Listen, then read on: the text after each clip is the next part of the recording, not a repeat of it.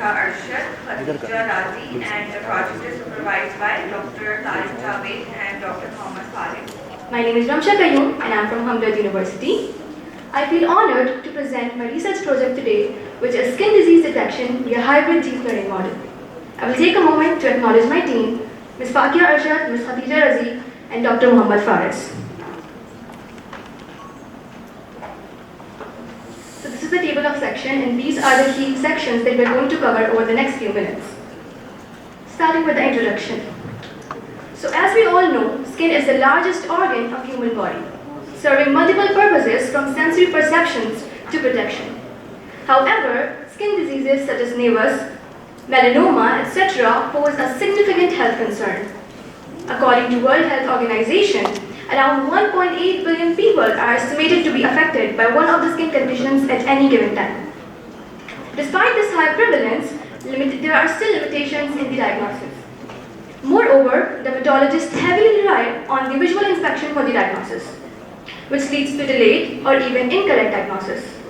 According to a report in Journal of American Medical Association, which was reported in 2019, at least 42% of the melanoma cases were initially misdiagnosed as benign nevus. Now, this is especially concerning because it can be life-taking if not diagnosed early.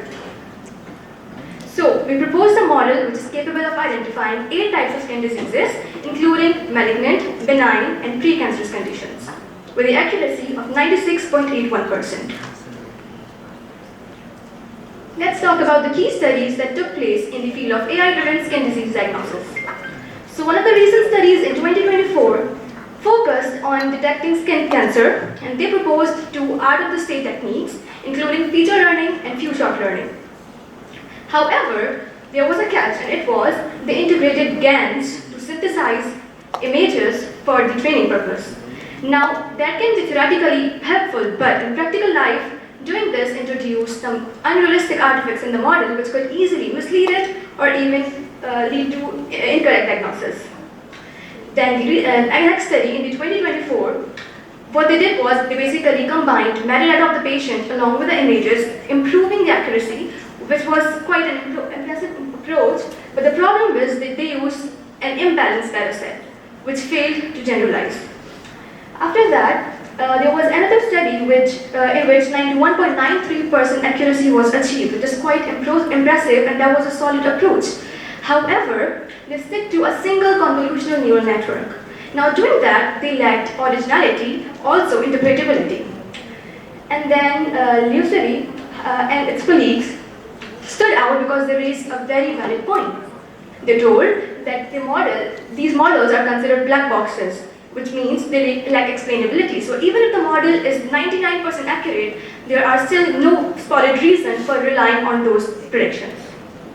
So the overall limitations that we observed was data imbalance and lack of explainability, and that's exactly what we focused on in our work. Okay, let me walk you through the methodology now. So the first step was to get our hands on the data, on some good data. So for that, we used dataset from International Skin Imaging Collaboration. Now this dataset originally consisted of 11,730 images. But the problem was the number of images in each class was not balanced or was not equal. So in order to address that issue, we used data augmentation, but we did not want any unrealistic artifacts. So we kept it pretty simple, like rotation, random flipping, and zooming. After that, we also did some pre-processing steps like scaling the pixel values just to make the model converge better. And we also split the data into 3 sections: training, validation, and testing. Now after that, we defined the model. Now I can explain the model definition or model architecture better with the help of this block diagram. So we used this technique called ensemble learning and transfer learning because we wanted to leverage the power of 2 powerful models, MobileNet and EfficientNet. So this input goes through both of these models, MobileNet v2 and EfficientNet v3. Now the reason of this selection was MobileNet is considered super light because it uses depth-wise separable convolution, and doing that, the numbers of parameters are reduced significantly without compromising the accuracy. And EfficientNet v3 was used because of compound scaling. So it compounds or scales the depth, width, and resolution in the most balanced way, helping us extract the most intricate patterns from the data. Now, after passing through both of these, the output that we got from MobileNet v2 and FFT net B3 are concatenated in the next layer, which means the feature maps are basically added. After that, we have also applied some custom layers for the sake of originality. So the first one is convolutional layer, and this convolutional layer serves a very important purpose, which we are going to discuss in a while. And after that, I have max pooling. That is just to reduce the spatial dimension. And I would also like to mention one thing. Earlier, we were not using these two layers, like the regularization techniques.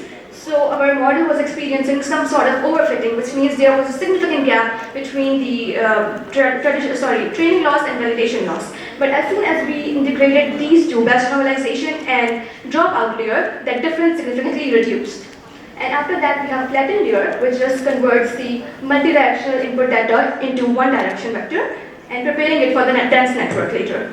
And then the dense network is just there for the classification, and you can see that the last layer of the dense network has 8 nodes, which represents the number of classes that we have. Coming back to the methodology.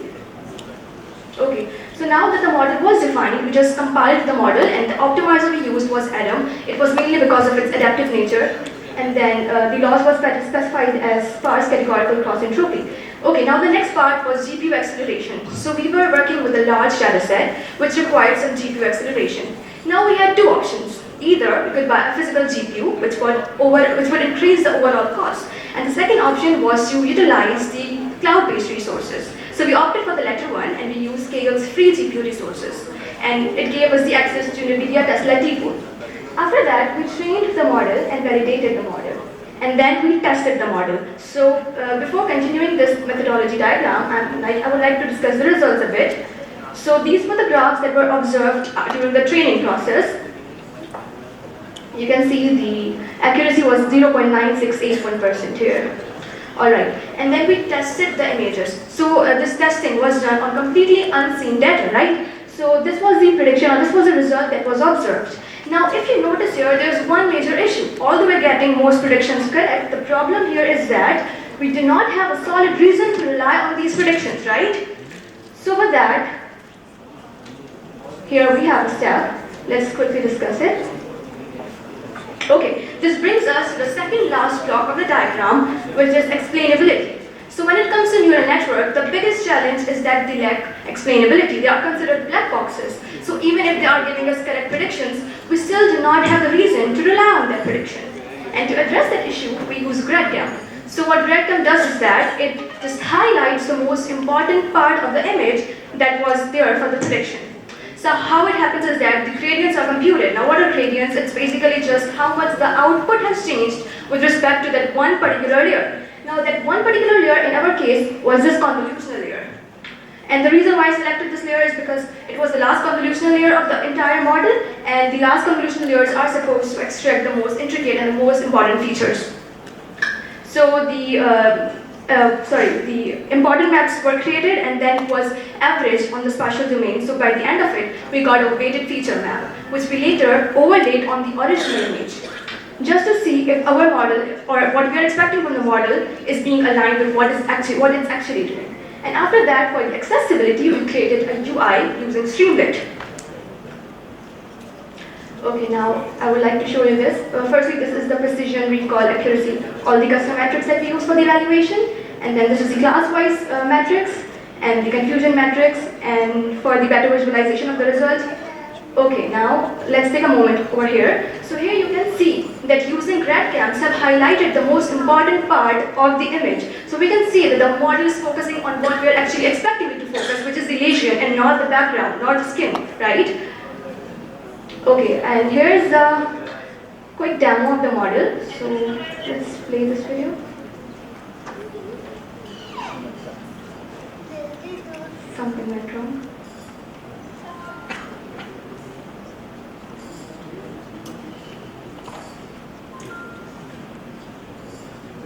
May I please get little assistance with playing the video? Okay. So I'm basically selecting one of the images from the test set. Here I've selected Nevus, and let's see if the model predicts it right. It's going to take a while to load.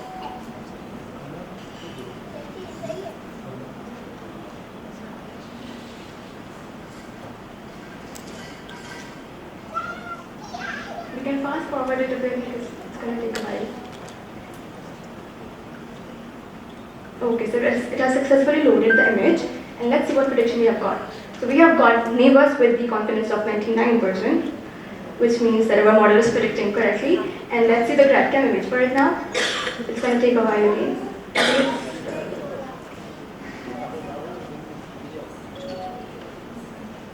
Okay, so here we have got the GradCam image for it, and you can see that it's highlighting the lesion actually, and not the skin or something else. So we can share, like we are now, the model has become more reliable, and we know okay, what it is focusing on. These are the references. That's it from my side. Thank you.